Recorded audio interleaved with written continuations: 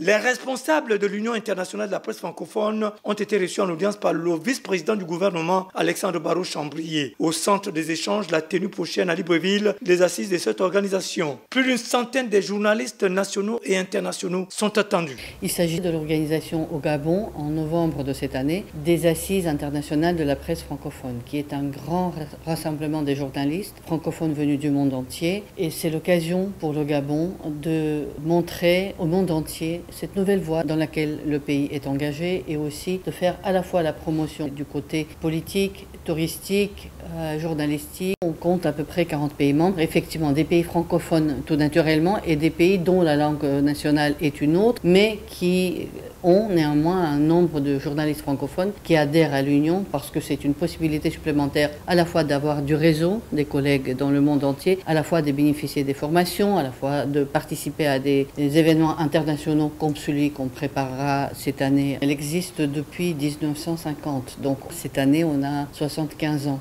qu'on va fêter au Gabon. Rappelons que l'UIPF, dans sa représentation nationale, compte en son sein des responsables d'organes publics et privés. Nous sommes aujourd'hui 82 membres au sein de l'UIPF Gabon depuis 2022. C'est d'abord un cadre où on fait la promotion de la langue française. C'est un cadre également où il se passe des formations.